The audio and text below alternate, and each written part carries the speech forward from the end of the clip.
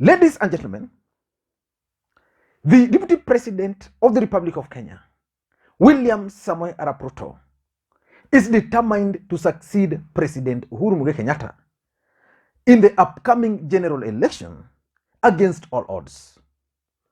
And there's one thing which I really admire about William Ruto: his ability to change and his ability to adapt. For those who've been following William Ruto's politics, he has clearly changed his campaign strategy. In this video, I want us to look at the new strategies which William Ruto is currently using, which he hopes will help him stop President Uhuru Kenyatta and Raila Odinga from blocking him in the upcoming general election. Before we do that, in case you're watching this channel for the first time, I want you guys to take a second or two and click that subscribe button so that next time we produce a video like this, YouTube will automatically notify you. And to the subscribers, I want to continue thanking you guys for your continued support. Without that support, this channel cannot be where it is. Now, in your own observation, what are the chances of William Ruto succeeding President Uhuru Kenyatta? I want you to give it in terms of percentage. Do you think his chances are below 30, above 50, or above 80? Just give your own ratings. I was saying that there's one thing which I like about William Ruto: his ability to change. William Ruto strategized very well for this election. In fact, he started planning for it way before the last general election. But President Uhuru Kenyatta spoiled the party for him after the handshake. So William Ruto had to change his strategy. But one thing he was determined to retain was the support in the mountain. William Ruto faced three major headaches after that particular handshake. The first headache was the state machinery.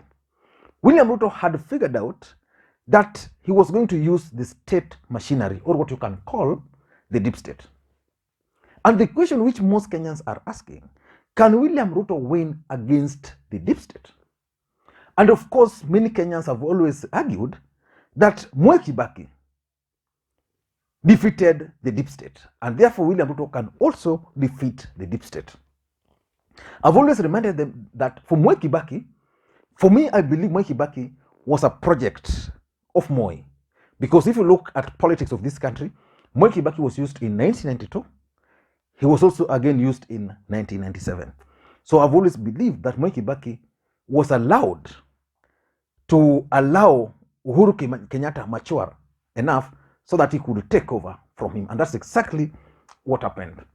But can William Ruto succeed against the deep state? Because the deep state is clearly against him.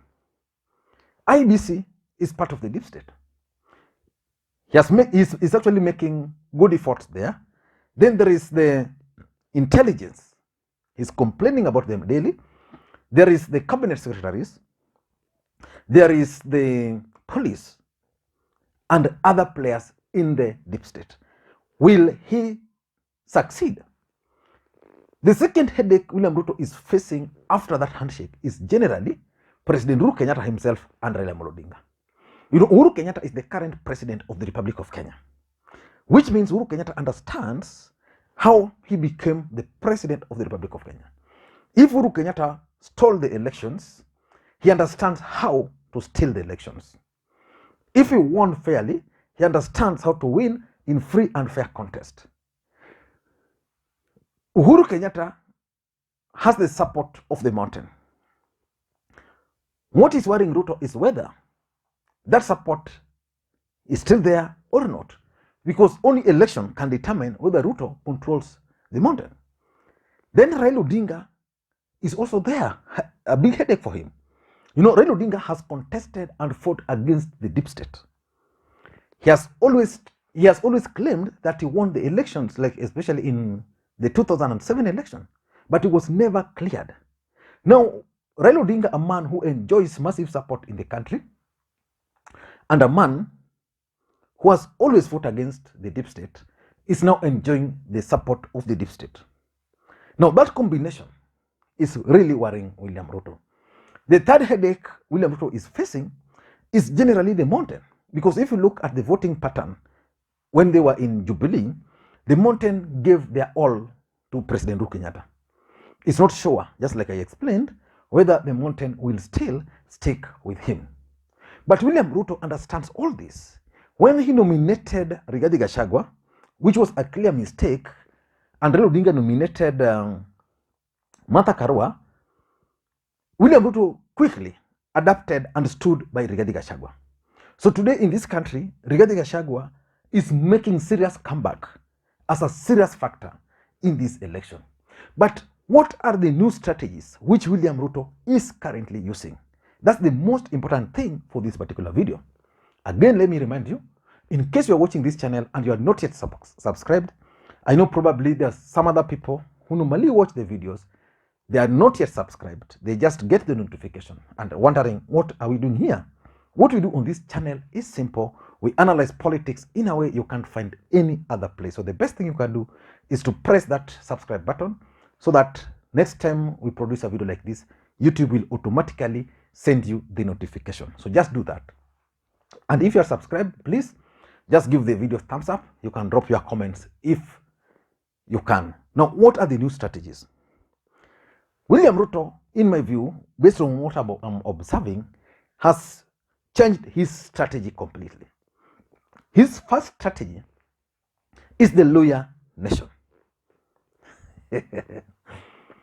William Ruto believes that his only hope of becoming the next president of the Republic of Kenya is the lawyer nation. And because he believes that his only option, William Ruto is investing heavily in the Luhya nation. Why is William Ruto investing heavily in the Luhya nation? It's because of Raila Odinga and Uhuru Kenyatta factor in the mountain. And I'm going to explain that as our second point. When William Ruto was forming his government, his team, he nominated Rigathi Gachagua as the running mate.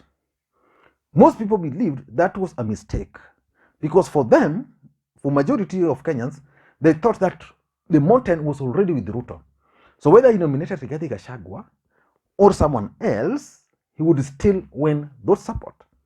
And therefore, most people had hoped that William Ruto was going to look to Western Kenya and nominate Musalia Mudavadi. That did not happen.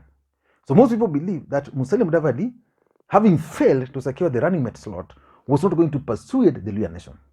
William Ruto believes very strongly that he can penetrate the Luhya nation using Musalia Mudavadi. So he nominated Musalia Mudavadi as the deputy, as the prime cabinet secretary.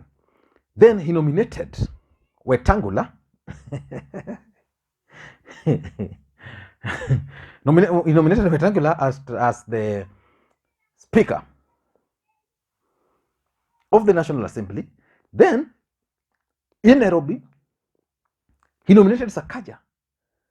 And now Sakaja, who is a Kalenjin, is being projected and sold as a lawyer. So William Ruto can actually stand on a podium and challenge Azimio what they have for the Luhya nation.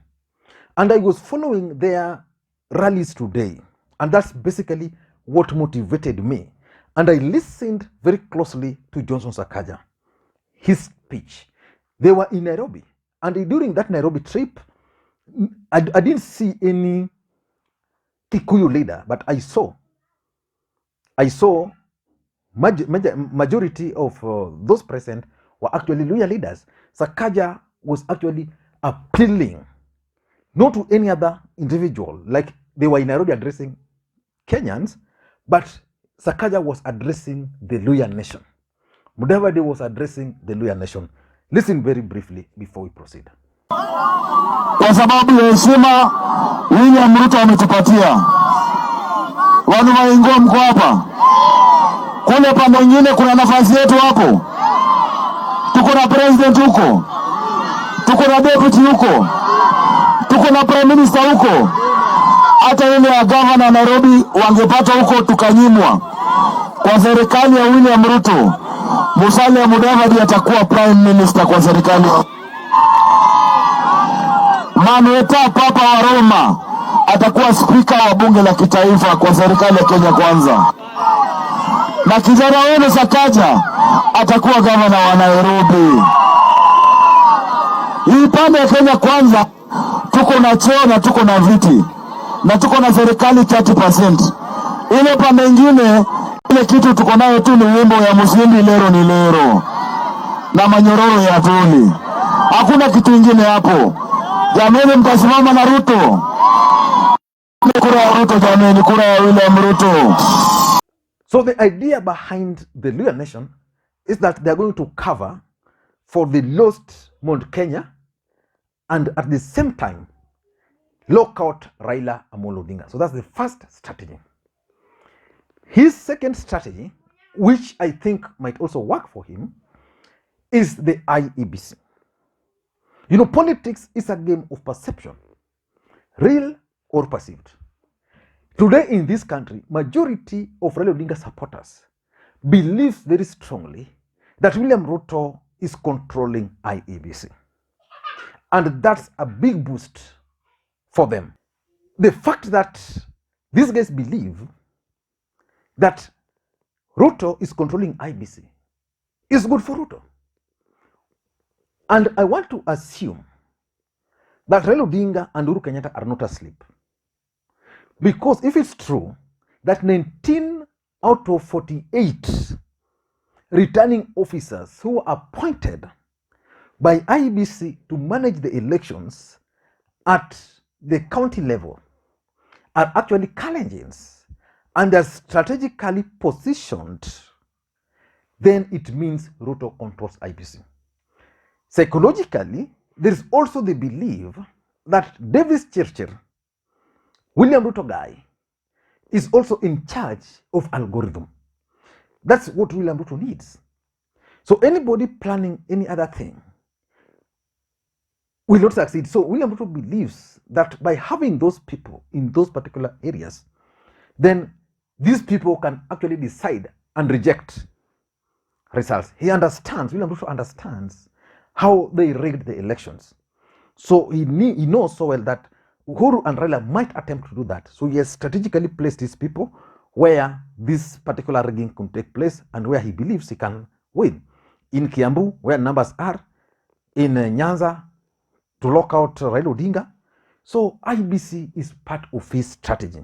And you can see how he's been trying to be so friendly to IEBC. Number 3 is the Kikuyu Nation.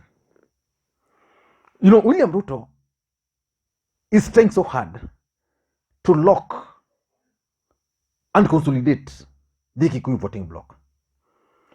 As at now, it is not clear whether Uhuru Kenyatta has succeeded in delivering 40%. But one thing which is clear is that in the mountain, William Ruto is ahead. Why is William Ruto ahead of President Uhuru Kenyatta in the mountain? Simple, clear strategy for the mountain. Ruto has a clear strategy on how he's dealing with the mountain. When Martha Karua was nominated, the figures for Raila Odinga shot up a bit. But have they escalated their efforts in the mountain? I'm not sure. But William Ruto has consistently continued his efforts in the mountain. So as long as William Ruto understands that Uhuru is going to have a factor, is going to influence the outcome of the mountain, he believes that by consolidating the mountain and then consolidating new support in Western, is sorted. So William Ruto is changing his strategy. And the other new strategy which Ruto is using is what they are calling people-driven strategy. and it's psychological. William Ruto wants to appear as if his candidature is actually being driven by the people.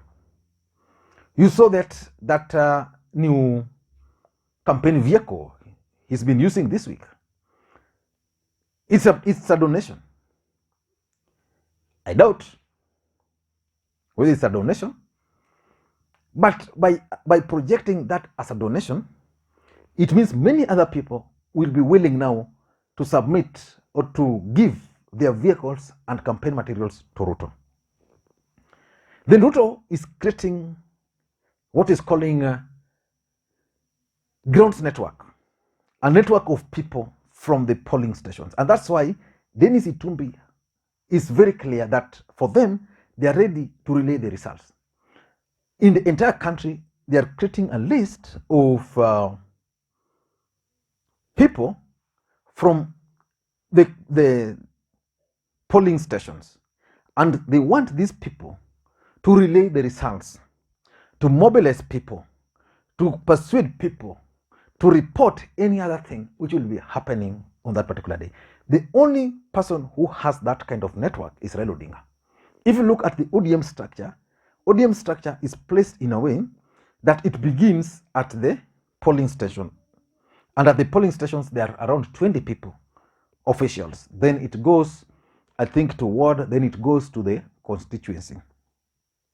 But Raila Odinga has never used those structures because the deep state has always used those managing Raila Odinga campaign to install their people. So they disregard the ODM structure, and new people, a new team are appointed, and that's how they have been always able to penetrate. So William Ruto is using people-driven strategy.